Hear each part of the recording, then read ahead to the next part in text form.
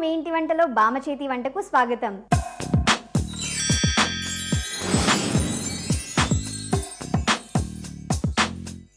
Busy లైఫ్లో మనిషికి దొరికే కాస్తంత టైం లంచ్ టైం. మరి ఈ లంచ్ ఎలా ఉండాలి? రోజంతా కష్టపడుతూ అలసిపోయిన శరీరానికి కొత్త శక్తినిచ్చేలా ఉండాలి. అంతేకాని ఏదో తినాలి కాబట్టి తింటున్నాం అనేలా ఉండకూడదు. మరి అలా ఉండాలంటే ఆ వంటలు బామ చేసినంత రుచిగా ఉండాలి. ఆ రుచి ఎలా వస్తుంది? రోజు బామ చేతి వంటను ఫాలో అయితే వస్తుంది. ఈ రోజు గీతాంజలి బామ చక్కటి రుచిని పరిచయం చేయడానికి మన ముందుకు వస్తున్నారు.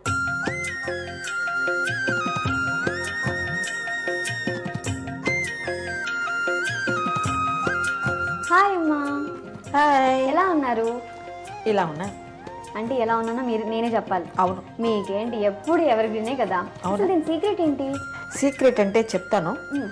ఇప్పుడు మనం చేసుకునే వంటలు ఉంటాయి చూడు, అవన్నీ ఆరోగ్యకరమైన వంటలు తినాలి. మంచి రుచికరమైన వంటలు తినాలి. తర్వాత కాంబినేషన్స్, మంచి కాంబినేషన్స్ కూరలు ఉండాలి. ఈవేళ సూపర్ గా వంటలు చేసి చూపిస్తాను నీకు, అండ్ నీకు తినిపిస్తాను కూడా ఈవేళ. ఏంటి గబగబా మనం వెళ్ళి వంటలు స్టార్ట్ చేద్దాం. అమ్మ ఈరోజు ఏ వంట చేసి చూపిస్తున్నారు మా కోసం? ఈవేళ ములక్కాయ పాలు.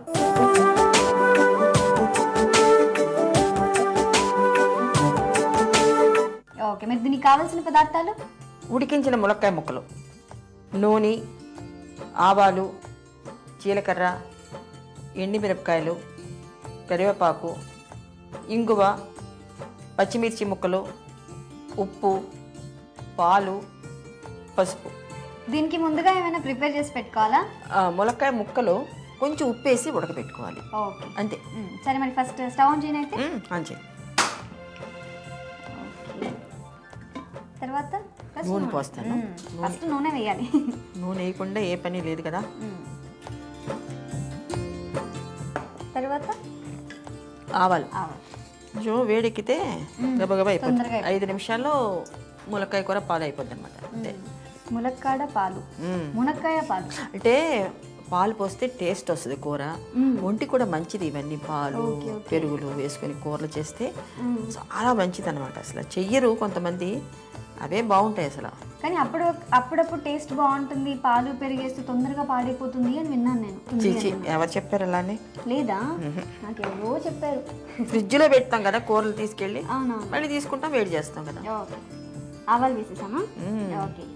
జీలకర్ర వేస్తున్నా. ఓకే, నూనె వేడిన తర్వాత ఆవాలు వేసి అప్పుడు జీలకర్ర వేసేసాం. వేసామా? నెక్స్ట్ మిరపకాయ, ఎండుమిర్చి. ఎక్కువ వేయమంటావు తక్కువ వేయమంటావు? మనం పచ్చిమిర్చి కూడా వేస్తున్నాం కాబట్టి సరిపోతాయి. చాలు చాలు. ఓకే. కరివేపాకు. కరివేపాకు వేస్తే చిటపటా అంటుంది. చిట్టపట్ట చినుకులు పడుతూ ఉంటే అనే పాట ఉంది చూడు. ఇప్పుడు ఇంగువ కొంచెం చిటికెడు చాలా గుమగుమలు స్మెల్ రావడానికి అన్నమాట. తర్వాత పచ్చిమిర్చి ముక్కలు. ఇప్పుడేం వేస్తున్నాం? మునక్కాయ ముక్కలు వేస్తున్నామా? వేసేద్దాం. ఉడకబెట్టుకున్న మునక్కాయ ముక్కలు. తాలింపు అయిపోయింది కదా. ఓకే, స్పూన్ ఇవా.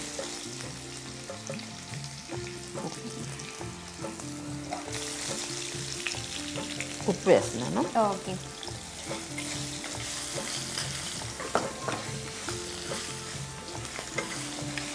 తర్వాత పసుపు. ఇది ఈజీగా ఉంది ఇక్కడ, తొందరగా అయిపోతుంది. పాలు ఎన్ని వేయాలి? కొంచెం చాలా. ఓకే, మొత్తం పాలల్లోనే ఉడుకుతుంది ఇది కదా. అంతే, మనం వాటర్ ఏమి యాడ్ చేయట్లేదు. అక్కర్లేదు అసలు, ఓన్లీ పాలు. అంతే. పాలు కూడా మరీ చిక్కగా కాకుండా అటు ఇటుగా వేసుకుంటే కూర మునుగుతుంది కదా. మునక్కాయ మునిగి ఒక 10 నిమిషాల్లో, ఒక 5 నిమిషాల్లో టేస్ట్ వచ్చేస్తుంది. ఓకే ఓకే, దీంతో తీస్తాను.